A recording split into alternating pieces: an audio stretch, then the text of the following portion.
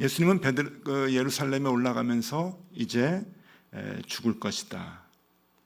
그런데 반면에 제자들은 3번씩이나 얘기했는데 못 알아듣고 한 자리 주십시오 라고 하는 반응을 보입니다.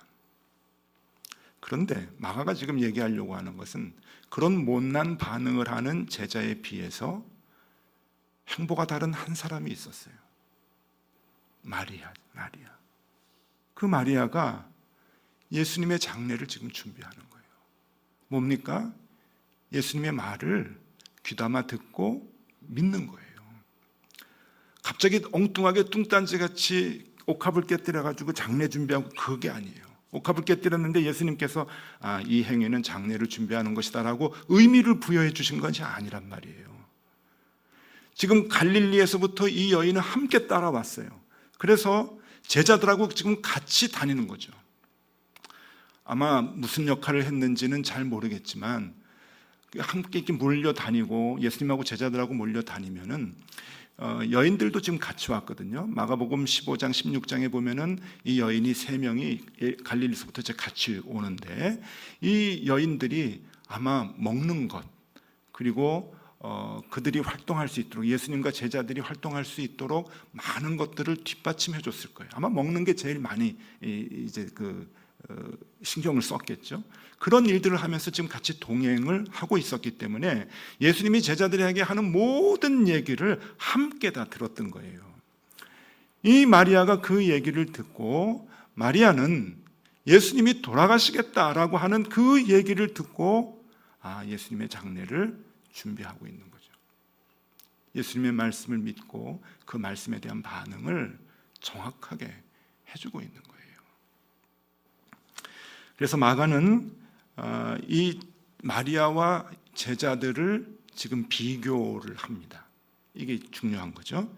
한 여인과 제자들, 예수님의 말씀을 듣고 어떤 반응을 했는가, 더 구체적으로 누가 참된 제자인가 하는 것을 우리에게 얘기해 주고 있는 거예요. 그것이 마가복음을 쓴 목적이죠. 누가 참된 제자이냐, 제자들이라고 하는 그 사람들이냐, 아니면 이렇게 예수님의 말씀을 듣고 듣는 대로 믿고 그 말씀대로 반응을 한 마리아인가, 이름도 제대로 쓰지 못한 그 한 여인인가.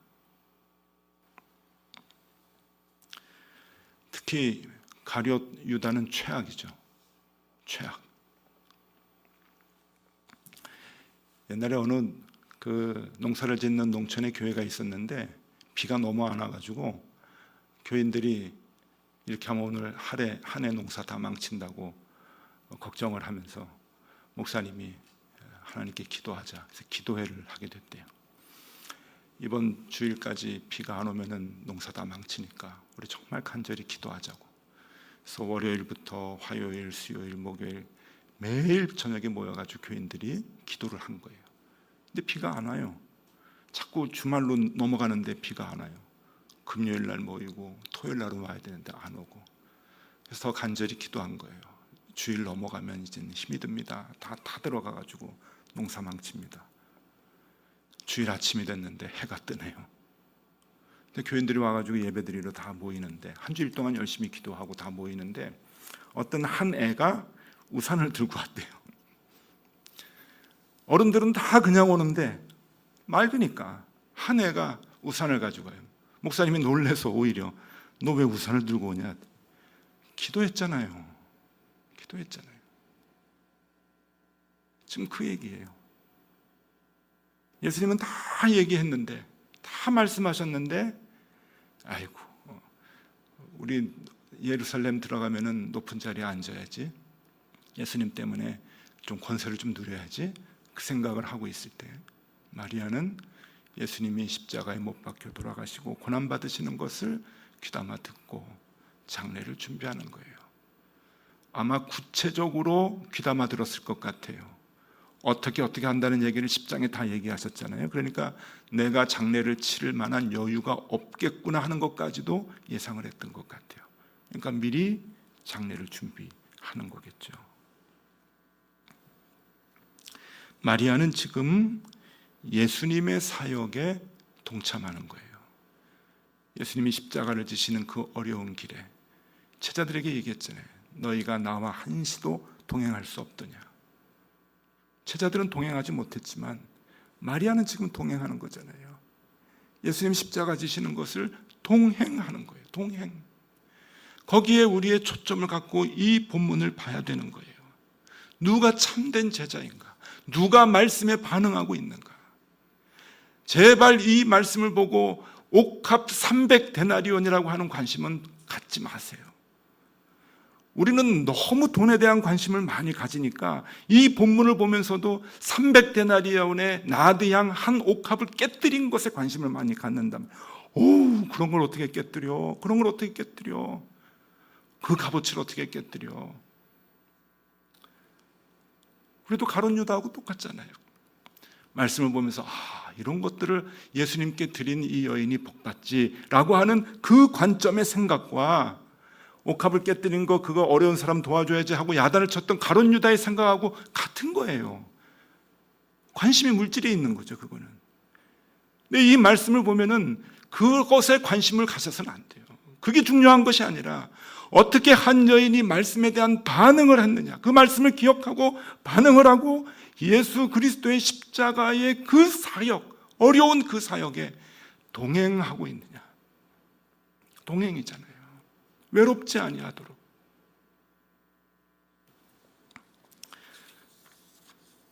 우리는 돈에 관심이 많으니까 조금 표현을 좀 격하게 하면은 교회조차도 돈에 미쳐 있으니까 300데나리온만 관심이 많아요. 어떻게 이런 걸 깼대? 여러분이 갖고 계시는 가장 소중한 것을 깨야 됩니다. 예수님께 바쳐야 됩니다. 이 본문 가지고 그렇게 설교하잖아요. 그래서 그거 아니에요. 말씀을 들은 대로 기억하고 반응하라는 거예요. 반응. 나를 지탱하고 있었던, 나를 살게 했었던 그 세상의 가치관들을 깨버리고 예수 그리스도의 말씀에 반응하면서 그 십자가에 동참하는 그 믿음을 가지라고 하는 거죠. 근데 교회가 어디 그렇게 가르쳐 왔나요? 한국의 어느 큰 교회 목사님이 한번 이렇게 설교하셨죠. 11조를 안 내면 암에 걸린다고. 그래서 제가 너무 기가 막혀가지고 그 설교를 쭉 들었어요. 뭐 요새 인터넷 들어가면 뭐 다 들으니까. 11조 안 하면 암에 걸린다. 그러면서 누구를 소개하더라고요. 뭐 그런 거 할 때는 또 11조 잘해가지고 복받은 사람들이 예화로 나오잖아요.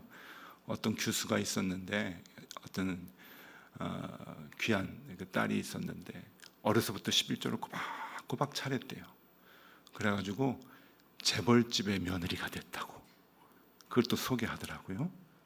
하나님께서 복을 주셔서 재벌집의 며느리가 됐다고. 여러분, 그 은혜 받아야 된다고. 강도죠, 강도. 어제 배웠죠? 강도예요. 그게 강도예요, 강도. 관심이 돈에 있으니까 다 돈에 이 초점을 가지고 말씀을 보는 거예요. 여러분, 그 말씀 아니에요. 여러분, 예수 그리스도가 한 말씀 한 말씀 우리에게 하신 것을 기억하시라. 그리고 그 말씀을 그대로 믿고 반응하는 거예요. 반응. 그렇게 살아가는 우리의 삶을 막아는 참된 제자라고 얘기합니다. 그게 참된 제자이죠. 예수 그리스도의 말씀을 믿게 되면은 여러분, 십자가가 보여요. 비로소 십자가가 보이고, 그 십자가를 보게 되면 그 십자가를 지고 가시는 예수님과 동행하게 되는 거죠. 동행할 수가 있는 거예요. 그래서 그 동행하고자 마음을 먹고 그것이 가장 귀한 삶이라고 하는 것을 깨닫게 되기 때문에 내가 그동안 소중하게 생각했던 것을 깨뜨릴 수가 있는 거예요. 옥합을 깨뜨린 것은 그 다음 반응인 거죠.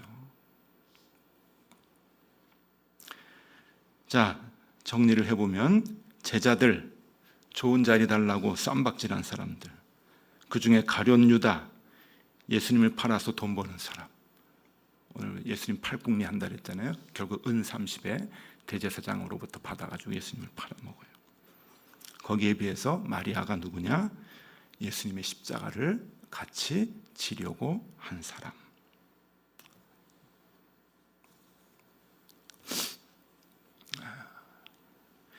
어떤 분들이 그래요. 이제 목사님들도 좀 재리에 밝으셔야 된다고, 그렇게 너무 깜깜하면 안 된다고. 세상을 살아가는 거기 때문에 재리에 좀 밝으셔야 된다고. 그래서 재리에 밝은 그 방법을 좀 알려주시는 분들이 좀 있어요. 조금 죄송한데 그런 분들한테 역으로 말씀드릴게요. 제발 좀 재리에 밝으셨으면 좋겠어요. 재리가 뭐예요? 어디에 투자해야 되고 어디에 투자하면 안 되고 하는 그것이 재리잖아요. 그냥 조금 이익 남고 이자도 받는 그 주판을 두들기고 계산기 두들기는 그런 재리 말고, 우리가 하늘의 면류관을 받고 우리가 하나님께로부터 어마어마한 상급을 받게 되는 거기에 투자하는 것이 진짜 재리잖아요. 그게 재리지. 그 재리 좀 가지시라는 거예요. 그 재리 좀. 세상 사는데 계산기 두드리는 그 재리가 아니고, 그거 좀 없어도 괜찮아요. 더 큰 재리를 우리가 가져야 돼요. 그 능력을 가져야 돼요. 목사님, 노후 준비를 좀 하셔야지. 노후 준비가 중요합니까? 사후 준비가 중요합니까? 뭐가 중요해요? 노후 준비보다 훨씬 더 중요한 게 사후 준비예요. 아이, 사후는 죽으면 아무것도 아닌데 그 사후 준비가 뭐 중요합니까? 라고 생각을 하고 계시다고 한다면 믿음 생활 다시 해야 돼요. 노후가 사후보다 중요하다고 생각한다면 다시 신앙생활 해야 돼요. 어디에 투자해야 하는지 우리가 그걸 알아야 된단 말이에요. 마리아는 귀한 것에 투자했어요. 헌금을 많이 하라고 하는 게 아니에요. 가장 소중한 것을 주님께 바쳐야 된다고 하는 얘기가 아니에요. 여러분, 아셔야 됩니다. 주님의 말씀을 기억하고 들은 대로 그 말씀을 믿고 반응하는 것, 그게 우리의 삶에 가장 큰 투자라고 하는 것을 아셔야 돼요. 우리가 신앙생활을 그렇게 주님하고 함께 해야 하고, 그럴 때 주님의 십자가를 우리가 함께 지고 동참하는 것이죠. 그러한 삶을 우리가 꼭 살았으면 좋겠습니다.